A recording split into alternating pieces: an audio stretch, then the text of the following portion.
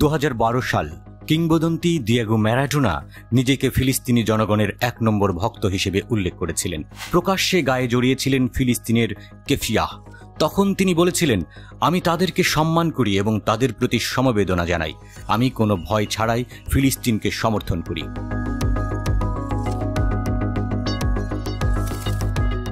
ওই ঘটনার 2 বছর পর অবরুদ্ধ গাজায় ইসরায়েলের গ্রীষ্মকালীন আক্রমণে প্রাণ হারায় 3000 ফিলিস্তিনি।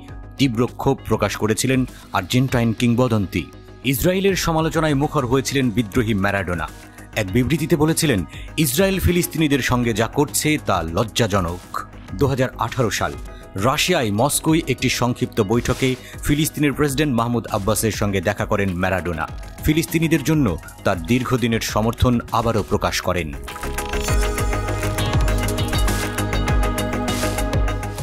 2020 সালে অনন্তের পথে যাত্রা করেন ম্যারাডোনা।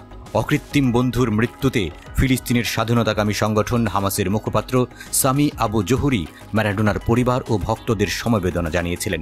সামাজিক যোগাযোগ মাধ্যমে তিনি লিখেছিলেন, অন্যতম সেরা ফুটবলার ম্যারাডোনার মৃত্যুতে আমরা গভীরভাবে ব্যথিত, যিনি ফিলিস্তিনের উদ্দেশ্য সমর্থনের জন্য পরিচিত ছিলেন।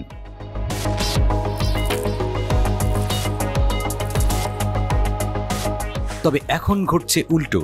সেই ম্যারাডোনার দেশ আর লিওনেল মেসিরা এখন ইসরায়েলের পক্ষে। ফিলিস্তিনের স্বাধীনতাকামী গোষ্ঠী হামাসকে সন্ত্রাসী সংগঠন হিসেবে তালিকাভুক্ত করে সব আর্থিক সম্পত্তি জব্দের নির্দেশ দিয়েছে আর্জেন্টিনা। ইসরায়েল ও যুক্তরাষ্ট্রের সঙ্গে সুসম্পর্ক গড়ে তোলার লক্ষ্যে হামাসকে সন্ত্রাসী সংগঠন হিসেবে ঘোষণা দিয়েছে আর্জেন্টিনার প্রেসিডেন্ট হাভিয়ের মিলেই। টাইমস অব ইসরায়েলের খবরে বলা হয়, এর মধ্যে দিয়ে আর্জেন্টিনার প্রেসিডেন্ট হাভিয়ের গাজা যুদ্ধে মার্কিন যুক্তরাষ্ট্র ও ইসরায়েলের সাথে তার একাত্মতা ঘোষণা করেছেন।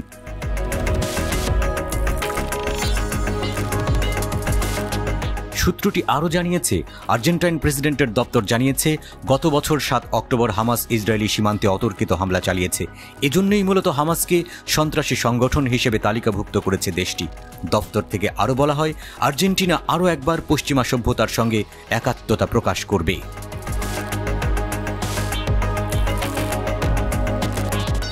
চলতি বছরের ফেব্রুয়ারি মাসে হাভিয়ের মিলেই আর্জেন্টিনার প্রেসিডেন্ট হিসেবে প্রথমবারের মতো ইসরায়েল সফরে যান।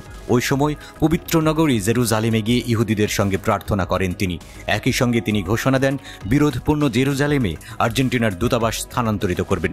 তবে এই ঘোষণার পর তিনি ইসরায়েলি প্রধানমন্ত্রী বেনিয়ামিন নেতানিয়াহুর প্রশংসার পাশাপাশি ফিলিস্তিনিদের সমালোচনার মুখে পড়েন। গাজা উপত্যকায় ইসরায়েলি আগ্রাসনে এ পর্যন্ত প্রাণ হারিয়েছেন 38,000 ফিলিস্তিনি।